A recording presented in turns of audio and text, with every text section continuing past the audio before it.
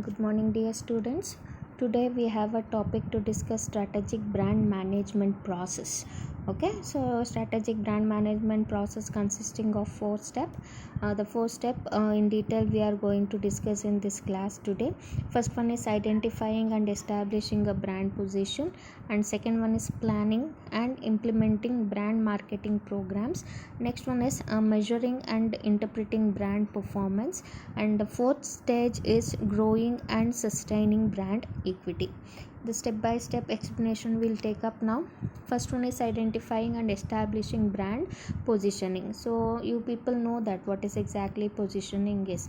Brand positioning is defined as the act of designing the company's offer and image so that it occupies a distinct and value place in the target customer's mind. So positioning means any company, any product, any services is trying to make some places, valued place in a target customer's mind. In the sense, if they remember anything, they need to quickly recall a particular product, quickly recalls a particular brand, particular services name. Why? Because it is a value that is positioned in a customer's mind in order to recall and remember a particular product and services. Simply, positioning means a product or services is making a distinct and value place in the target customer's mind. So what are the key concept you need to keep it in your mind in order to establish a brand positioning in a customer's mind? First one is point of difference. Point of difference means convince customer about the advantages and differences over the competitors. So why they need to purchase your product? You need to convince your customers that what are the advantages and what are the differences the product and services is having when you compare to your competitors. So when you make a comparison and really the customers are happy and they feel that products are unique and the performance is better, definitely it is going to make a distinct place in a customer's mind. And next one is mental map in the sense visual depiction of the various association linked to the brand in the minds of the consumer. Visual deception in the sense by looking at a particular article, by looking at particular objective, the customers are going to relate that into a particular brand and how that brand is going to make a place in a customer's mind through which object or through which article they are going to recall or remember a particular brand product and the particular brand services. That is called as a mental map. And the next one is core brand association, subset of association, that is both benefits and attributes which best characterize the brand. So what is the benefit and what are the attributes are associated in a particular brand? Those attributes and those benefits obviously going to make a place in a customer's mind.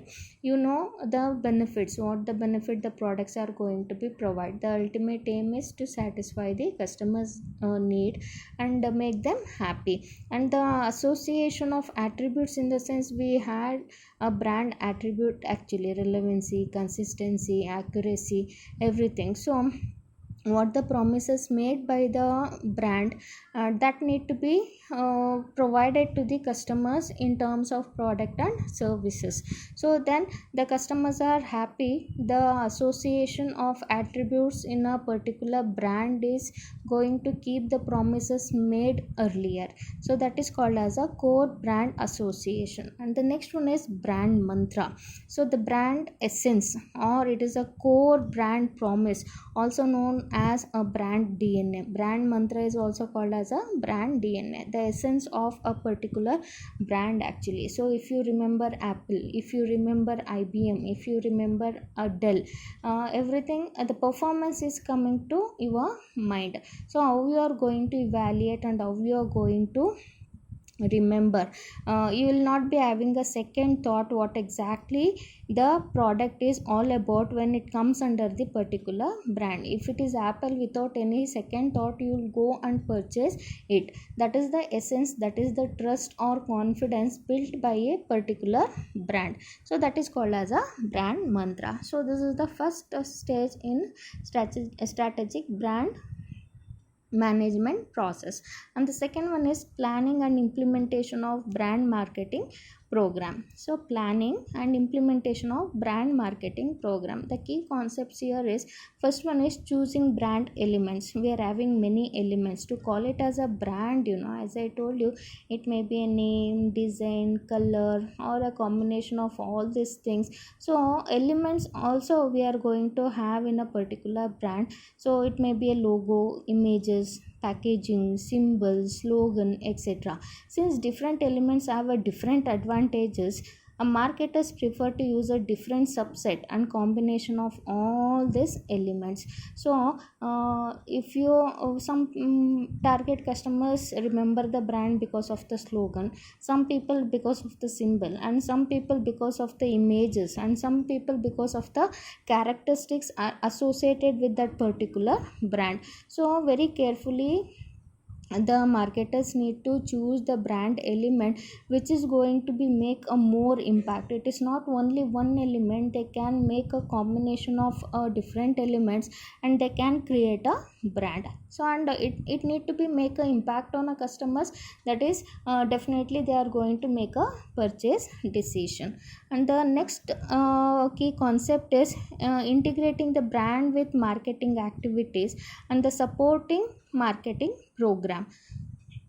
So marketing program and activity make the biggest contributions and can create a strong, favorable and unique brand association in a varieties of a way. So how we are going to integrate the brand into marketing activities and the support marketing program? You will be having a many marketing activity. So the brand is also going to create a strong and favorable and unique brand association in a varieties of a way. So how it is going to be integrated in a marketing activities also, and how it is going to be integrated in a marketing programs also. Marketing activity, definitely it is a buying and selling using various marketing tools, either it is advertisement, either it is a public scale, either it is your sponsorship or anything. So how it is going to make an impact on customers by integrating all these aspects into the brand. And the third point is leveraging secondary association.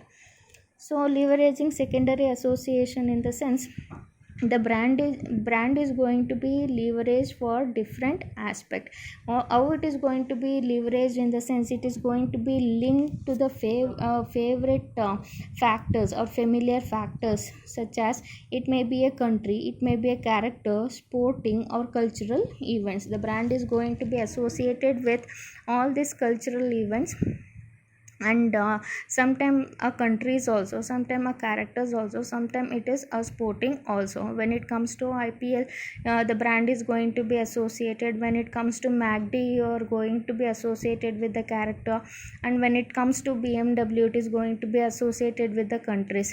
And like that, the brands are going to be leveraged for the different factors and for the different association in order to execute what exactly it is going to be communicated, so that the implementation and the planning of a brand marketing program can be effectively happens. And the next is measuring and interpreting brand performance. So of course you are making a planning and implementation of the brand in marketing activities and the marketing association. Now it is the step to evaluate the performance of the brand. How you are going to evaluate the performance of the brand? We are having a major three key concept to evaluate the brand performance here. First one is brand audit. So brand audit means assessment of the sources of equity of the brand and to suggest way to improve and leverage it. So what exactly the brand is, where exactly it is standing, and where exactly it need to be modified and improved, everything is going to be given information by doing a brand audit. So it is one of the necessary steps in order to evaluate the performance of the brand, conducting a brand audit. It is a roadmap actually. It is going to give exactly where the brand is standing now. Next one is brand value chain. It is going to help in a better understand the financial impact of the brand marketing investment and expenditures. So what is the brand value? The value in the sense you can evaluate in terms of financial aspects only. So how the brand marketing having its investment and how it is making a expenditure, it is going to be cleared by making a brand value chain analysis. And the next one is brand equity measurement system. Brand equity measurement system, it is a set of tools or procedures using which marketers can take tactical decision in short and long run. So if it is a short run, the brand equity is not going to be sustained. If it is for the long run only, the brand equity is going to be sustained. So some tools and procedures are going to be used by the marketer in order to take some decision for the short run and as well as the long run. So that is called as a brand equity measurement system. And the next is the last stage, growing and sustaining brand equity. So after making the evaluation, you are going to do some modification and you are going to do some improvement in a brand actually, and how it is going to be sustained in a dynamic market environment. And for that we are having a major key concept. First one is defining the brand strategy. You need to explain what exactly the strategies of the brand. Capture the branding relationship between various product and services offered by the firm using the tools of brand product matrix, brand hierarchy and brand portfolio. So what is the varieties of the products that brand is offering? So that comes under the brand portfolio, the assortment of the portfolio, and the brand hierarchies also. So we are having a level of brand actually. So in next slide we are going to understand that either it is associated with the value, associated with the emotion, associated with the attributes, how the customers are going to choose the brand, on the basis of which hierarchy they are going to choose the brand. So you need to know all these varieties and the hierarchies of the brand, and then you need to define what exactly and how exactly the brand strategies need to be developed. And the next is managing brand equity over a time. So brand equity is done for making a short term decision and the long term decision. It requires taking marketing decisions actually. As I told you, it is include both short term decision and the long run decision for the successful future marketing program. So equities, depending upon the leveraging of the brand in a market, they are going to take some marketing decision, either it is for long run or the short run. And the next concept is managing brand equity over geographical boundaries, market segment and the culture. Managing brand equity, because the brand, it is not going to be sold only in a local market, domestic market or the national market. We are having a personality of international market also. So understand a different set of factors influencing in an international market, types of consumers, specific knowledge about the experience and the behavior of the new geographic area, market segment. And when expanding the brand to the overseas and into the new market segment, definitely you need to understand the factors influencing in that particular market and that particular segment. So this is how you can make a strategy to sustain a brand in a long run. And these are the strategic brand management process. So these are the hierarchy or the level of brands we have actually. So first one is attributes brand, the benefits brand, emotional brand and value brand.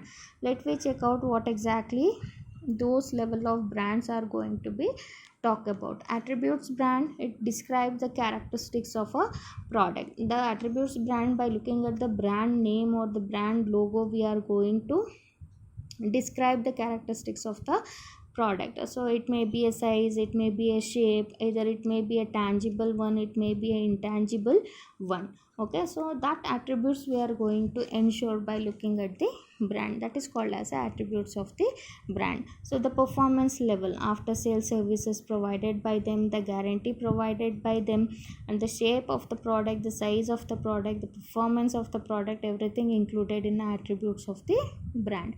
And the next one is benefits of brand. Customers obviously looking for what is the benefit we are going to get if you purchase this particular brand. Those kind of customers are also more in a market, so you're always going to associate brand building must translate into specific benefit value by the customers, because they are going to pay for a brand, and for that particular payment, what the value the customers or the what the benefit the brand is going to be delivered to the customers. So the delivery is going to be equivalent to satisfaction or dissatisfaction of the customer. So the benefit, what exactly the customer is going to get out of this particular brand, so that is called as a benefits brand. And the next one is emotional brand. Some people associate their emotion to particular brand. It is a psychological process. Of course, it is translating consumption into emotionally satisfying experience. So always they are going to purchase a particular brand or not purchasing of a particular brand.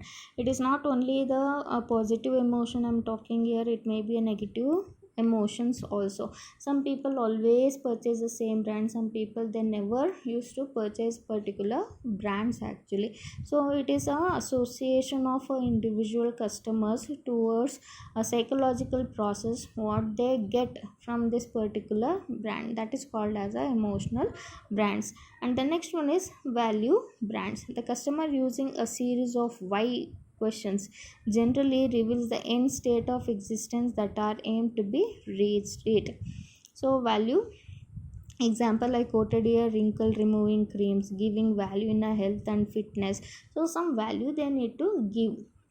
So if I purchase this particular brand age of 35 plus, and they'll be facing a problem of wrinkles on their faces, and if I purchase this particular product under this particular brand, the wrinkles free skins are going to be provided, or we are going to get a wrinkle free skins. So this brand is going to be have some value, it is going to create a value in a customer's mind.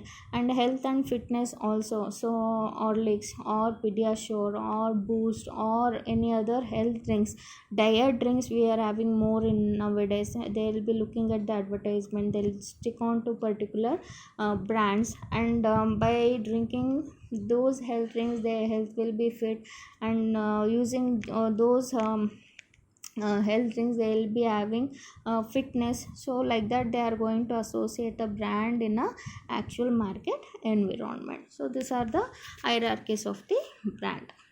So we'll continue in the next class. Thank you all.